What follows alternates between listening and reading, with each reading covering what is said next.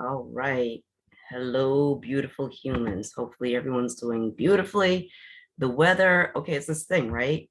So it's November 4th. It's Friday, November 4th. It is beautiful outside. I was outside for a little bit. I'm in here now. I'm going to go back outside. I guess it's going to be beautiful again this weekend because, climate change is here, global warming is happening, but we've got this beautiful, wonderful weather. And it's the last weekend before the election on Tuesday, right? So I don't know about you, but I've got a whole bunch of folks coming to my house and they're knocking on my door. And I guess somehow, even though I've told everyone who's come to my door that I'm not voting for Lamont, that I'm voting third party, that I'm voting Green Party, and that this time that's Michelle Bicking, who's someone who I love and a beautiful woman, but I'm gonna vote Green Party. I'm gonna vote third party forever. I'm going to vote this faith thing. But folks keep coming to my door, and that's awesome because it's civic engagement. And these are people who care about the process and want to come talk to people about it. They want to convince me to vote for their person, which is really cool. But it's that time, it's that weekend. And I really wish I was making a much different video for you right now. So people who've been paying attention for a while know that we've had about over a year. What makes me tick isn't exactly what makes other people tick all of the time, right?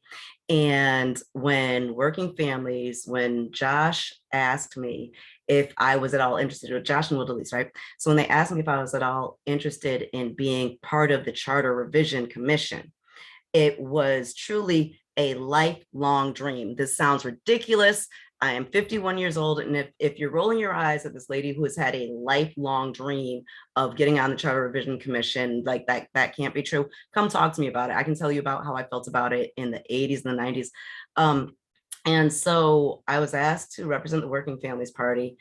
And I was there and I was, folks who saw my notebook laughed. I took copious notes. To me, this was a big deal. This was going to be legacy stuff for me.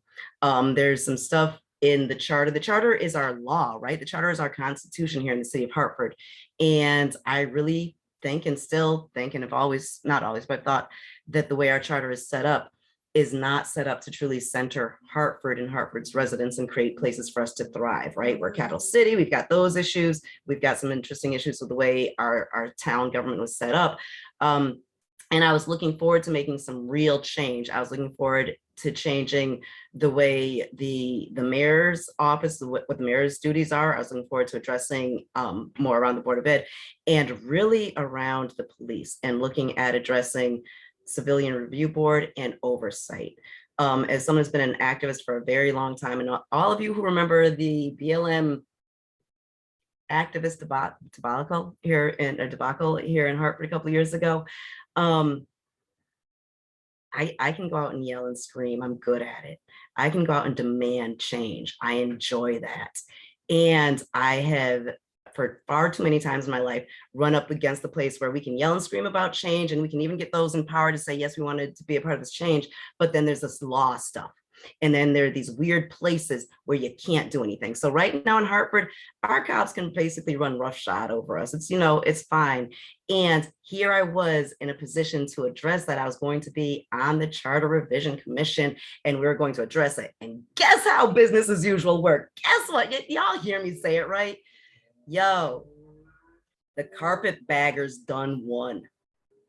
So we're having our conversation about the holidays coming up soon. That's about, building a different table.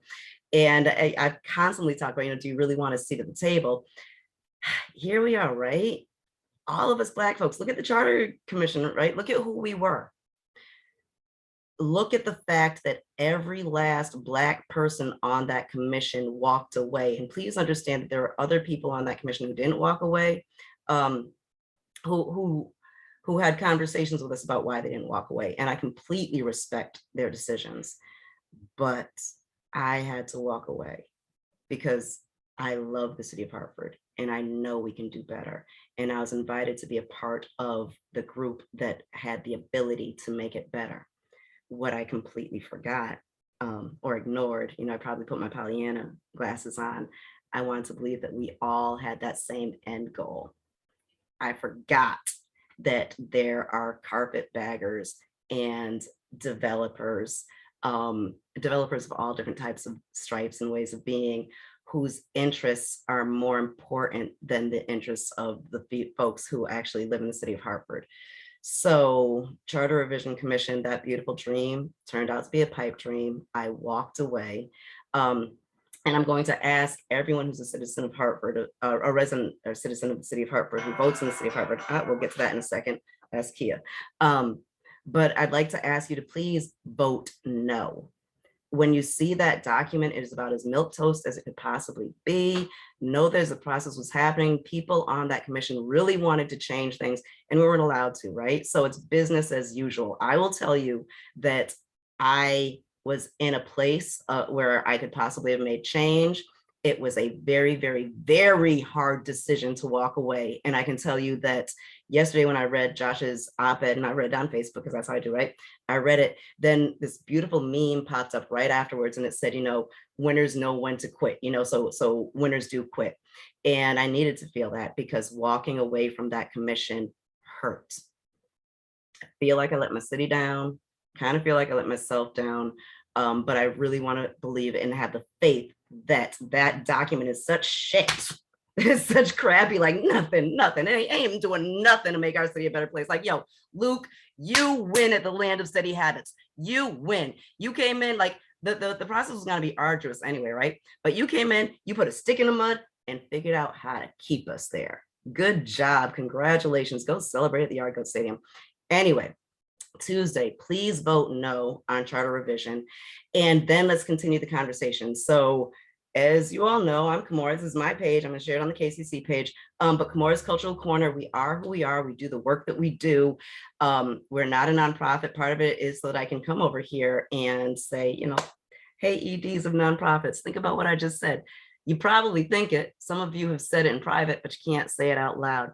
And when the people who are ruling your city are hurting your city, but you've got those 501c3 handcuffs, that's got to be a really horrible situation to be in when you understand, when you got the job because you really want to make things better, but you understand that the way that the job works, you can't say anything. So you just have to like smile while Luke does what he does to us. But Wednesday, we're bringing back the community conversation. So Tuesday, get out and vote, vote no, completely vote no on charter revision. And then those of you who are KCC members, individual members, and those of you who are members through the organizations that you work for and play with, come to the conversation on Wednesday night. So we're bringing back the members only community conversations, which means that those are open only to members, only to folks who are working in the idea of figuring out how to wrestle with this idea of cultural humility, right? And how to live it, like how to live it in our daily life and in our work life. But also, we'll be recording them and they will not be on Facebook Live so that we can have those conversations. A whole bunch of the folks who I work with, for some of you, we're in this 3-year cycle. Good stuff is happening. Change is happening. Policies, y'all are changing policy. Y'all are shifting employees in ways in my wildest dreams, and I'm watching wonderful things happen.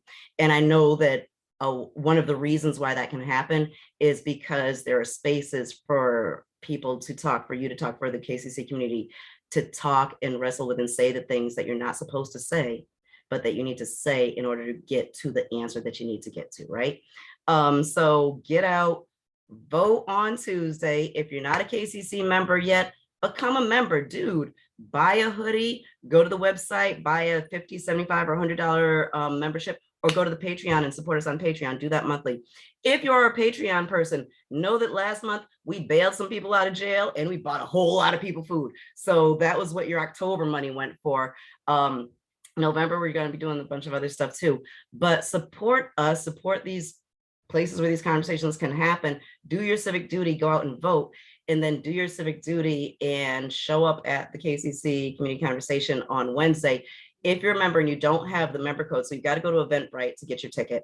If you don't have the member code, email me, inbox me, get in touch with me. I'll tell you what the code is. You can put it right in and you'll come to the conversation for free. We'll have a beautiful conversation. And again, these conversations are not created so that we can all agree on values and so that we can all come to consensus, but so that we can get to know each other, become comfortable with each other, and become comfortable with living with and working with difference. So have a great weekend, go vote, practice civic engagement, go read some people's lawn signs this weekend, do whatever it is that you do. Take care. Peace.